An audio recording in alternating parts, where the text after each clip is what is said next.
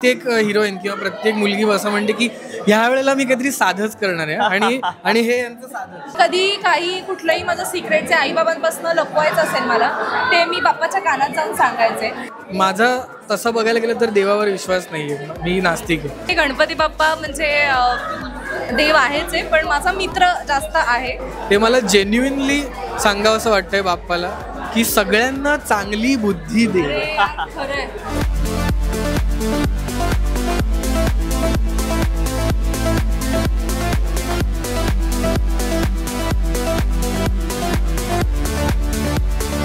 नमस्कार, मी आविष्कार चाबुकस्वार. मराठी बॉक्स ऑफिसमध्ये तुम्हा सगळ्यांचं स्वागत आहे. मी आलो स्टार प्रवाहाच्या गणेशोत्सवात आणि त्याच निमित्ताने माझ्यासोबत आहे स्टार प्रवाहाचे कलाकार. कसे आहात तुम्ही?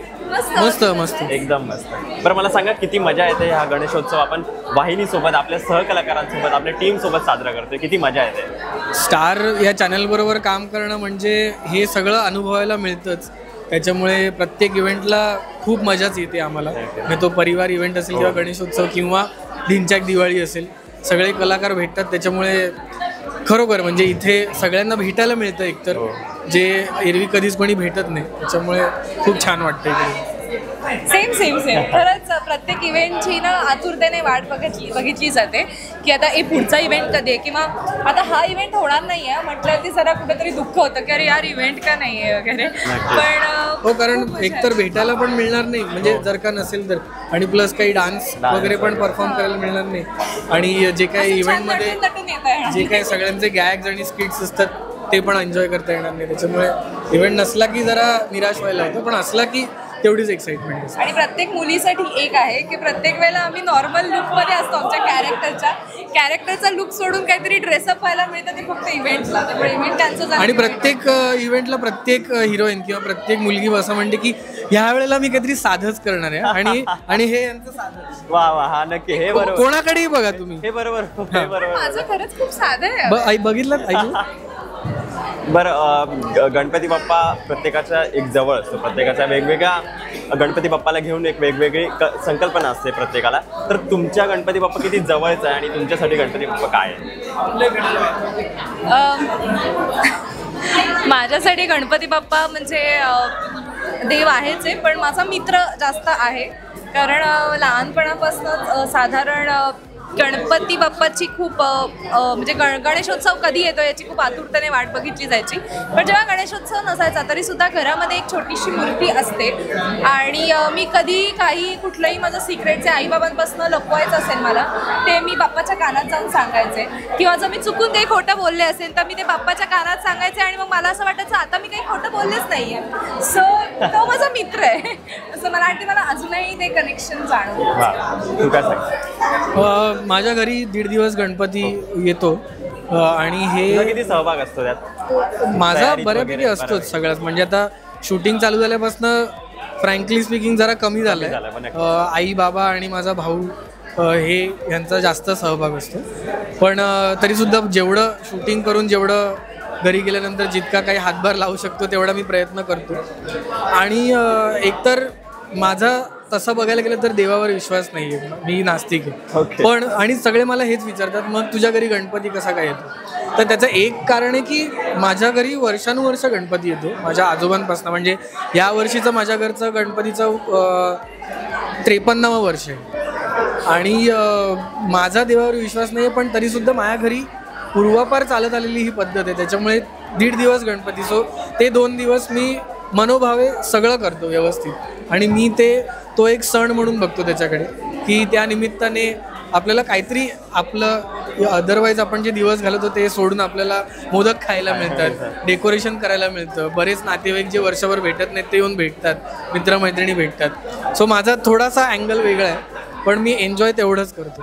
आणि ढोलताशे वगैरे पण मी खूप एन्जॉय करतो. तर गणपती बाप्पांना लहान मुलांच्या खूप जास्त जवळचं असतं. म्हणजे आदरयुक्त भीती जी असते देवांबद्दल ती लहान मुलांच्या थोडी कमी असते.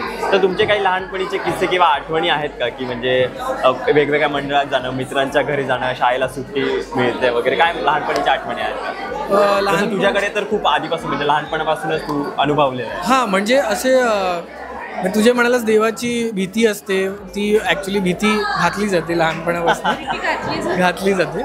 तो जाऊ दे, तो कम्प्लीट वेगळा विषय. पण लहानपणीच्या आठवणी म्हणजे लहान असताना बाबाच सगळं डेकोरेशन डिझाईन करायचे आणि मी आणि माझा भाऊ फक्त आम्ही त्यांना सपोर्ट करायचो, जे काय हे कापून द्या, ते कापून द्या, हे चिकटवा वगैरे.